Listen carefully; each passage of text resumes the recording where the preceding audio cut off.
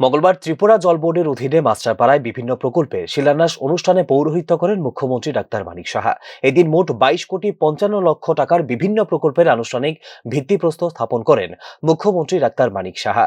বক্তব্য রাখতে গিয়ে মোট প্রায় 100 কোটি টাকা ব্যয়ে হাওড়া রিভার ফ্রন্ট ডেভেলপমেন্ট প্রকল্পের কাজ ইতিমধ্যে শেষ হয়ে গেছে বলে জানিয়েছেন মুখ্যমন্ত্রী ডাক্তার মানিক সাহা।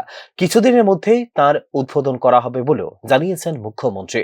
শুধু তাই নয়, বৃষ্টির জল ধরে রাখার জন্য চম্পকনগরের চম্পাছাড়ায় বাঁধের মাধ্যমে সংরক্ষণাগার নির্মাণ করা হবে বলে এদিন অনুষ্ঠানে জানিয়েছেন মুখ্যমন্ত্রী ডাক্তার মানিক সাহা। ভাবনার সাথে যুক্ত আছে আমাদের প্রায় এখানে Howrah river front development project, সেখানেও কিন্তু আপনারা দেখেছেন এর মধ্যে যে একটা সুন্দরভাবে একটা যে হাওড়া নদীর যে উন্নয়ন প্রকল্প হয়েছে সেটাকে হাওড়া রিভার ফ্রন্ট ডেভেলপমেন্ট প্রায় 99 করোড়, প্রায় 100 করোড় খরচা হয়েছে এর মধ্যে। এটাও প্রায় ইনোগ্রেশনের পথে খুব সম্ভব কয়েকদিনের মধ্যেই হবে। তো আমি এগুলো বলার অর্থ হচ্ছে যে আমরা মানে সমালোচনা হবে, সমালোচনা করাটা খুব দরকার। এবং আমি আপনারা চেষ্টা আছে, কিন্তু জল যেহেতু আমাদের এবং সেটাকে রিচার্জ করার যে বিষয়, জল কিভাবে বৃষ্টির জল, কারণ বেশিরভাগ জল এই নদী যেটা হাওড়া নদী বা অন্যান্য নদী সেগুলো কিন্তু বাংলাদেশে চলে যায়, এত স্টিপ ধরে রাখা যায় না। তো ড্যাম আমি জিজ্ঞেস করছিলাম, ড্যাম করার জন্য আমি আগেও আমরা কথা বলেছি যে চম্পকনগরের এখানে একটা জায়গা আছে চম্পাছড়া, সেখানের মধ্যে জল যদি ধরে রাখা যায় তাহলে জলটা যাবে না আগামী দিনে ওইখান থেকে। তো আস্তে আস্তে করে সময়ের সাথে সাথে কিন্তু দেখুন কিভাবে ঘুরে টুরে আলটিমেটলি কোথায় আমরা চলে এলাম, মাটির নিচে ভূগর্ভস্থ জল। শহর আগরতলায় কাটাখালের জলের জন্য আরো বৃহৎ আকারে একটি ট্রিটমেন্ট প্ল্যান্ট তৈরি করার নির্দেশ দেওয়া হয়েছে বলে দিন জানিয়েছেন মুখ্যমন্ত্রী ডাক্তার মানিক সাহা। শুধু তাই নয়, রাজ্যের 20টি শহরের জন্য নির্মাণ করা হবে জিআইএস মাস্টার প্ল্যান, যেখানে আগরতলার জন্য এই জিআইএস মাস্টার প্ল্যান গড়ার কাজ 70% শেষ হয়ে গেছে বলে দিন জানিয়েছেন মুখ্যমন্ত্রী ডাক্তার মানিক সাহা।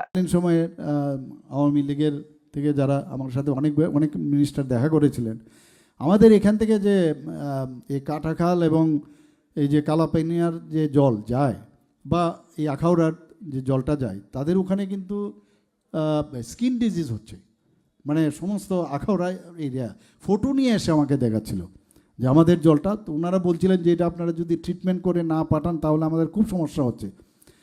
তো আমরা সেইভাবে কিন্তু আমি নিজেও এখানে গেছি, আমি অফিসারদেরও বলেছি, মেয়র সাহেবকেও বলেছি যে আমরা যে ওইখানে যে ট্রিটমেন্ট প্ল্যান্টটা আমরা রেখেছি সেটা কিন্তু সাফিসিয়েন্ট না, আরও যাতে বড় করে করা যায় তার জন্য আমি নির্দেশ দিয়েছি যাতে আরও, কারণ আমরা চাই যে পাশের যারা রাজ্য আছে জলকে তো কেউ আটকিয়ে রাখতে পারবে না, কিন্তু জল যাতে স্মুথলি যায় এই কারণে ওখানে অবস্ট্রাকশন হয়। এবং এই জল আগরতলার মধ্যে কিন্তু আমাদের আগরতলার মধ্যে কিন্তু মানে ফ্লাড প্লবন এরিয়া হিসাবে চিহ্নিত হয়।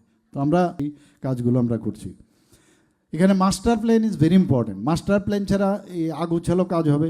তো সেখানে এই যে জিওগ্রাফিক ইনফরমেশন সিস্টেমের মাধ্যমে আমরা 20টি শহরে জিআইএস মাস্টার প্ল্যান তৈরি করছি। আমরা আগরতলা শহরে মাস্টার প্ল্যান তৈরির প্রায় 70% শুরু হয়ে গেছে। কালকেও আমি দেখছিলাম একটা জায়গায় আমাদের মাননীয় মেয়র সাহেব বলছিলেন যে মাস্টার প্ল্যান আগে ছিল না, আমরা কিন্তু প্রায় 70% কমপ্লিট হয়ে গেছে।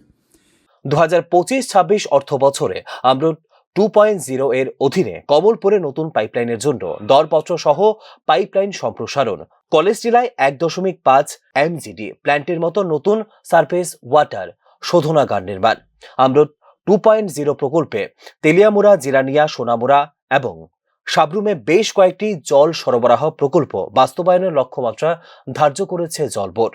আগরতলায় শিববাড়ি পুকুর, উজান অভয়নগর বাজার পুকুর এবং বিভিন্ন অ্যাপার্টমেন্ট কমপ্লেক্সের জন্য জল সংযোগ নিশ্চিত করা, উদয়পুরের মহাদেব দিঘি এবং কৈলাস শহর IDSMT পুকুর সহ বিভিন্ন স্থানে পুকুরের সৌন্দর্যায়ন এবং পুনরুজ্জীবন, পাইপলাইন মূল্যায়নের জন্য নন মোটরাইজড পরিদর্শন, রোবট সংগ্রহ করা, জলের গুণমান রক্ষায় আয়রন রিমুভার প্ল্যান্ট স্থাপন করা প্রাথমিকতা বলে জানিয়েছে জল বোর্ড। এদিন মাস্টারপাড়ায় একটি নতুন জল পাম্প এবং শোধনাগারে স্থাপন করা হয় ভিত্তিপ্রস্তর। Bureau report, news now.